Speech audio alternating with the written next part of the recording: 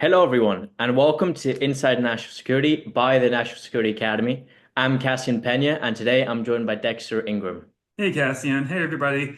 My name's Dexter. I'm the founder of N Network and a counterterrorism strategist.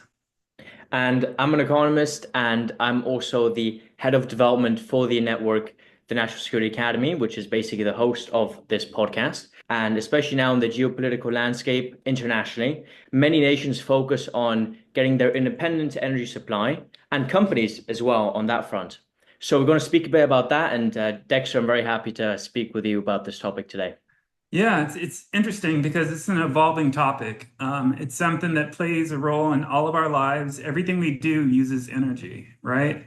How do you see kind of the changing landscape in regards to the priority for governments and for the private sector to look at energy? Do you feel like the importance of energy grew throughout the last decades and years, or the other way around? I think it's changed a lot. I mean, if you look at the 70s, you had the Gulf states that were really the priority. And then things kind of evolved over time, and we're looking at Venezuela in the 80s. And then recently, with the war in Ukraine, Russia was seen as the primary source of energy to Europe, which kind of wasn't a super wise decision, I think. We've kind of looked at, the U.S. now being the leader when it comes to oil and gas production. And then you have Saudi Arabia, number two. They have a big, vast stockpile of reserves, but Russia's number three, right there. Yes. Um, so, with the war in Ukraine, Europe, they were in a crisis for a little bit because you were looking at, not being able to use the oil from Russia because of the embargo. And Russia needed to sell its oil. So it found some partners that bought this oil really, really cheap, which devalued a lot of the Russian oil and basically provided a loss for Russia in that sense. Europe got lucky because they were able to find certain partners who traditionally sell oil to China. And during COVID and everything else, China wasn't using as much, so Europe was able to acquire some of this oil. But it's a changing landscape. It's really complicated. Yes, for sure. I mean, I guess if you look at the past 50 years, if it's in the 80s where one saw kind of this hyper and very high inflation, right, in the US even, and that was mainly due to the cost of energy. So we notice if the energy costs, if they increase a lot, that subsequently is going to increase costs for companies and pretty much for any activity that one wants to partake in. Even in your home, right, if it's your gas stove or sometimes even light if we're dealing with electricity. So it's very critical, right, that we have a grip on the supply of electricity and of petroleum and oil and everything that's under the umbrella of energy. And so, Dexter, my next question would be dealing with all of this, because for me, at least when I used to live in Germany, there was a very critical focus on getting independence from Russia, especially for the supply of oil, right, being a big one, because they noticed that they were so dependent on Russian oil and Russian energy that, as we saw now, like the costs of energy are so high in Europe, Northern Europe, but pretty much the whole of Western Europe. And mainly due to that's one mistake that politicians made, which was being too dependent on one main country or region. So how do you think we can stop this going forward? I think, there's a few different types of energy security. I think there's, the personal kind of use energy security. We have climate related energy security and we have military related energy security. It's important that across all these boards that energy is affordable, it's reliable, and it's sustainable. That's super important. I think that the world is kind of pivoting and adjusting so that as we look at oil and gas, as we look at solar, as we look at wind, as we look at minerals around the world, and China right now is taking a lot of these minerals and using them for just gadgets that we use on a daily basis. All of Yeah. that needs to be kind of played out. Right now, the current administration is looking at Ukraine and its minerals and how that could play a role in this. So it's extremely complicated. Look at West Africa, a lot of minerals there as well. And the key point of this for me was sustainable. You want affordable, reliable, and sustainable energy. Super important. Um, the world kind of set up this collective energy security process decades ago through the IAEA. Mm. And that was fine for a while, and it still plays a key role, especially when it comes to nuclear security and nuclear energy. But what we're seeing with climate change is if you look at France, a Mm. lot of their nuclear facilities, really had some issues when it comes to cooling down some of the rods. Um, the heat outside just makes things so much more difficult. We're looking at, seas possibly rising in certain places. That right there, certain countries are very vulnerable. So this is something that's super important, and I don't know if enough people are paying attention to this. Interesting, Dexter. Because for me, when you just mentioned now sustainability, right? Sustainability for many, they relate it directly to the whole renewable energy sector, right? But at least for me as well, sustainability means having a constant source and supply of Mhm. a certain energy as well, right? So you have that first, that green aspect, and second, you have that sustainable long-term growth or supply of energy. So that's very important. But even for many countries, at least I did a lot of research into Latin America, or like you said, even West Africa or North Africa. Some countries are very resource rich, and obviously in the Gulf as well. But sometimes, even like in Venezuela, if we look at a country specifically, oftentimes, if they're so abundant with resources, especially with oil and petroleum, there's something called like the oil curse or the energy curse or the resource curse, right? Where these countries are so rich that if they don't have a good government in place and good people that give them consultancy on how to manage their economy, they're really in a bad position. So, how would you see all of that? Like I said, it's complicated. There are a lot of players. I mean, you look at South Africa, you look at Brazil, you mentioned Venezuela. China is a huge player. I think even Iran's up there in the top five. I mean, maybe six. But and there's so much happening there. Look at freedom of navigation. I mean, everything from the Red Sea to the Black Sea, being able to have the supply chain that you need, that goes into the reliable piece to it. And when you have, navigational issues in the Red Sea, because of the Houthis, that's a supply chain issue, right? It's also a huge security issue. Same in the Black Sea, it's it's complicated. I think you have to look at the routes. You have to look at who your partners are going to be, what you can trade, possibly. The U.S. is looking more America first. So that means safer, security, and prosperous. Those are the fundamentals of what the U.S. is looking for right now. Safe, secure, and prosperous. Things to advance who we are. And we're going to be looking at partners, I'm sure. Yes. That can allow that to happen. Interesting. Safe, you said safe, secure, and prosperous. Those That's three right. things. I like that. And so with this, what you just mentioned to me, I had a small thought, which was talking about allies, right? So I think the one way to kind of secure all of this, the whole supply chain for energy, one of the main ways is to have good allies, especially dealing with big powers, but even smaller ones, which have a lot of resources. But honestly, even for the US, every country that you can, kind of have a connection to them, have a good relationship or as good as possible. So if sometimes stuff hits the fan, right? Then you can, talk to many different actors involved and get the thing sorted. So I'm interested what you think of that, like building allies globally, internationally, regionally. I think that's very important. I think it's very important too. One of the things that NATO did was they actually came up with a energy security team that looks at threats out there, not just the NATO countries, but to regional partners. And they don't just work with NATO countries; they're actually working with Ukraine on some of these issues. I think that's important. Again, you have, the world kind of coming together and looking at the possibility of how it can affect our partners and our allies. And, when it comes to airlifting, there's a certain type of gas and oil that you need. And if you don't have that, your ability to project power or defend yourself in many cases can be compromised. So it's really important. I talked about the personal piece, talked about the climate change piece, and the national security piece. It's really, really key. Interesting. And so would you say that, let's say, looking at the main national security aspect, from the military front. How important do you think it is looking at the military, especially to protect yourself, to have that constant stream of energy?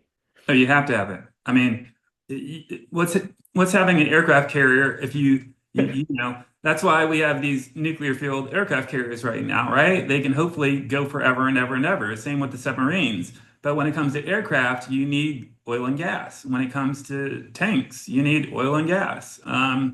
It's just the reality behind it. I think we have to be inventive. I think we have to find new ways to look at synthetic fuels. I think that would be possible. But at the heart of it, we have our carbon footprint. We have us trying to make sure that we're properly, established, and we have the reserves we need so that we can carry out really big things in any part of the world. So November 2024, I got sent out to Houston and I gave a conference or a speech, and this was actually at the University of Houston, and where I spoke about a research project that I did about a certain investment idea, which was first in sustainable aviation fuel, which is very interesting to look at, and then as well things like biofuel, which basically use animal fat and other tissue, right, to create energy, and especially with diesel for heavy trucking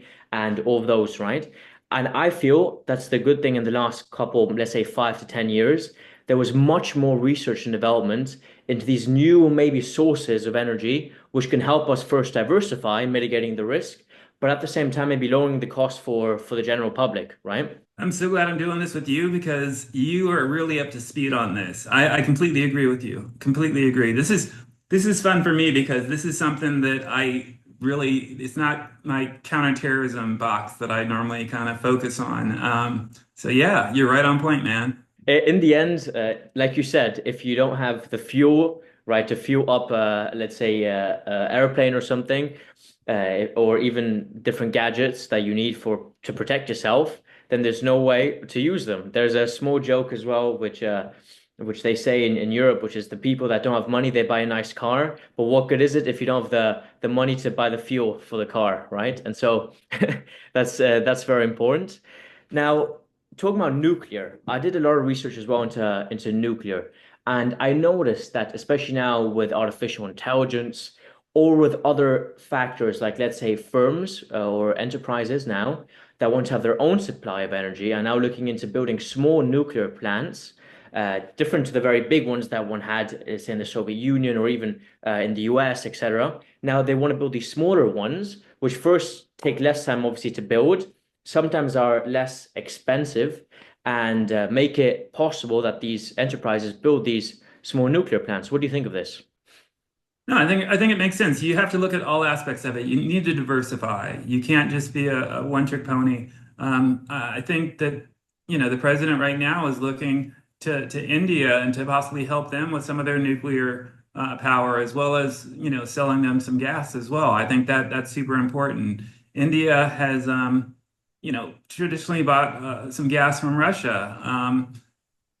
Not because of any allegiance or anything like that. It was just cheap, So whatever we can do to make India a key partner, more secure, and so that they can have their affordable, reliable, sustainable energy, I think that's a win. And if that it means smaller nuclear plants that we are helping with to make sure they're safe as well, I'm all on for that.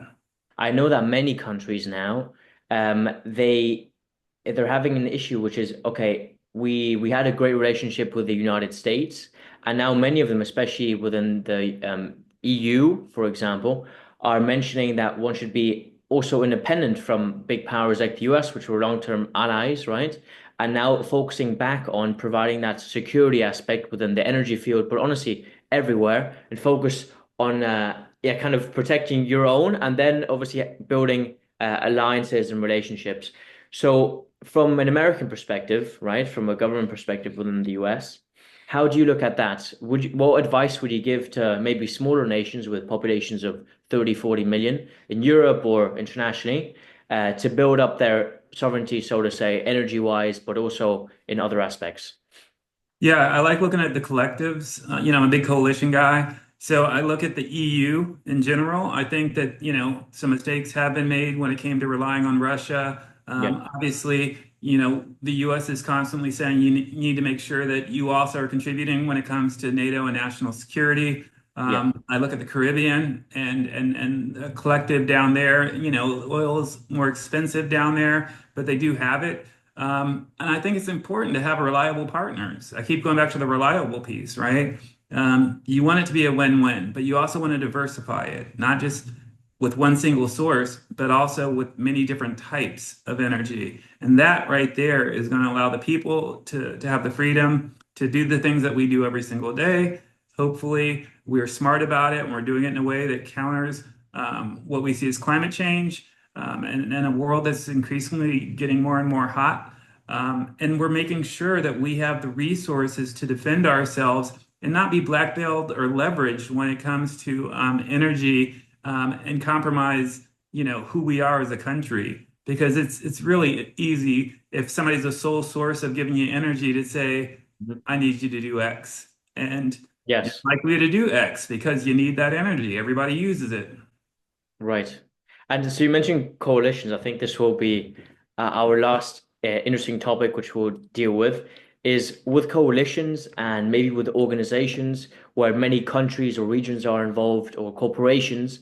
In your experience, looking back, how efficient and effective do you think that they are? You mentioned you like them, but do you think, especially dealing with energy sovereignty or even with a collective, looking at, security as a whole? Do you think that they are effective with dealing with many of the issues, or they can be very bureaucratic and slow? What's your experience like? I think that for big issues, whether it's terrorism or climate change, you need coalitions. One country can't do it by itself. It's really difficult. That being said, you want to be a leader when it comes to producing oil. You want to be a leader when it comes to combating terrorism, and you want to work with countries that have similar mindsets. Yeah, I've basically led two different coalitions in my career, or as part of the leadership. One dealing with the Global Coalition to Combat Nuclear Terrorism, and Russia was our partner back then. They were our co-chair because there was a lot of material out there that we wanted to keep out of the hands of terrorists. And up until recently, up until last year, the Global Coalition to Defeat ISIS. I think, as we look at these energy issues, as we look at climate change, as we look at the security threat, these coalitions are going to play a role. We have to be thoughtful on who's a part of these coalitions. Maybe there will be Gulf states in those coalitions, but it's really just important to look at the membership as well. I mean, I remember when I was looking at one of these coalitions, and you have a small country like Palau or Belize that joined the coalition, and it looks like it's just some, symbolic. But, countries like that actually have taken folks back from Gitmo that no other countries have wanted. It had nothing to do with that coalition, but everybody plays a role. Some folks can provide energy, some folks can provide the military grade equipment, the intelligence, whatever it may be, and some partners out there will take back some of the folks that nobody else even considered. And they all play a role and they're all super important. So don't underestimate any one of these partners because that's super important. and some of them might even have like human capital, which is so important as well, right? Talented, educated people that are specialists in a certain area. So that's very nice. And at least leave it off as well. I can say for businesses nowadays, if they have the resources and the ability to, and they can build their own kind of source of energy. It can be very beneficial for them. Like we spoke about these small nuclear plants, especially if you can build them, like you said, securely. What was the three words again that you mentioned? Prosper, secure, Safer, more secure, and prosperous. and prosperous. Exactly. And I think this is important now for both public enterprise, but even private as well. So public sector and private enterprise, very, very important. And in the end, if you build a good source of energy for your own country or for your own company, then it can lower prices, making it better for everyone and for your company, for the general public. And you're more secure, right? You're diversified in case something happens, and now you can control your own. let's say, your own house first. So thank you, Dexter, for this great conversation. I think it's a very important issue, especially for anyone, I think, to learn more about energy and the importance of security. So I thank you again. Cassian, once again, my pleasure. Thanks so much for leading this conversation, and I hope you have a good night.